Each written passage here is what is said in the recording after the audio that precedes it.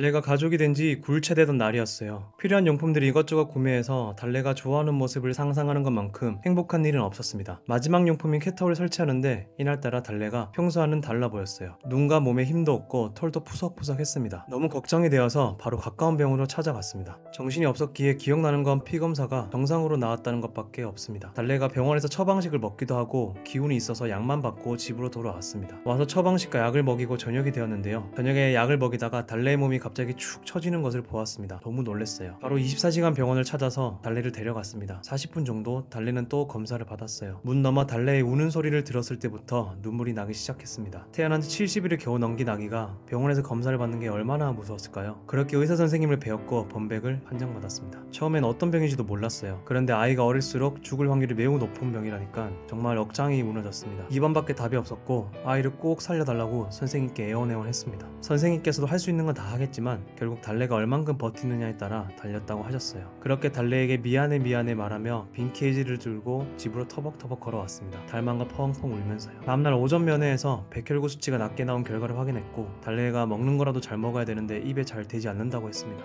그렇게 저녁 면회 때 의사 선생님께서 저희를 조용히 부르셨어요. 마음의 준비를 하라고 하셨습니다. 백혈구의 수치가 0.03으로 너무 낮다고 하셨어요. 믿고 싶지도 않았고 귀를 닫고 아무것도 듣고 싶지 않았어요. 그리고 달래 앞에서 달래야 미안해, 제발 밥 조금이라도 먹어줘 달래야 라고 눈물로 간절히 부탁했습니다. 집으로 돌아와서는 잠을 잘 수가 없었어요. 혹시나 병원으로부터 전화가 올까봐요. 폰을 곁에 두고 밤을 보냈습니다. 다행인 건지 아침이 되어서도 전화벨은 울리지 않았고 달래가 너무 보고 싶어서 면회 시간 전에 병원에 도착해서 기다렸습니다. 그리고 새벽부터 달래가 조금씩 밥을 먹기 시작했다고 했습니다. 처음엔 잘못 들은 줄 알았어요. 직접 확인하니 달래가 밥을 조금씩 먹고 있었고 얼굴도 조금 좋아 보였습니다. 고마워, 진짜 고마워라는 말밖에 나오지 않았어요. 속상한 건 조금만 더 힘내줘, 밥 조금이라도 먹어줘 라는 말밖에 할 수 없다는 사실이었습니다. 내카라도 대신 해주고 싶고 대신 아파주고 싶은데 그러지 못하는 게 너무 속상했습니다. 아직 조금 더 지켜봐야 된다는 선생님 말씀에 조심히 더 지켜보기로 했습니다. 사무실이 지방에 있어 출근을 했다가 저녁에 다시 올라오는 길에도 달래 생각밖에 나지 않았습니다. 5일차가 되어서 달래의 백혈구 수치가 점점 올라가고 있었습니다. 정말 기적 이런 거구나 라는 걸 처음 느꼈어요. 의사 선생님께 계속 감사하다고 말씀드렸고 선생님은 달래가 이겨낸 거라며 달래가 모든 걸 해냈다고 말씀하셨습니다. 그리고 6일차에 드디어 퇴원을 했습니다. 달래가 가족이 되자마자 제가 집사가 되자마자 너무 큰 폭풍을 맞아서 힘들었습니다. 폭풍이 빨리 지나가서 오히려 감사하게 생각했습니다. 이제는 달래를 행복하게 그리고 건강하게 키워야 한다는 책임감이 더욱 크게 느껴졌습니다. 그 이후로 고양이에 대한 공부, 보호자로서 학습을 틈틈이 하고 있습니다. 안 좋은 점은 달래가 평소와 다른 모습을 조금만 보여도 호들갑을 떠는 유별난 집사가 되기는 했습니다. 그래도 달래가 아프지 않고 잘 놀고 잘 먹는다면 호들갑 정도야 뭔 상관이겠어라는 생각이 들었습니다. 그리고 현실적인 것은 병원비 영수증을 보며 경제리가 없어서는 안 되겠다, 더욱 열심히 경제활동을 해야겠다 다짐을 하게 되었고 달래 적금을 매달 10만원씩 모으고 있습니다. 이 말씀을 드리는 게 좀 조심스럽지만 집사님들께서도 생활비에서 아이 앞으로 돈을 조금씩 모으는 것도 좋을 것 같다는 생각이 들었습니다. 언제 어떤 일이 생길지 모르니까요. 지금까지 한 이야기가 무거운 이야기일 텐데 들어주셔서 너무 감사드립니다. 집사님과 고양이의 행복한 나날들을 응원하겠습니다. 감사합니다.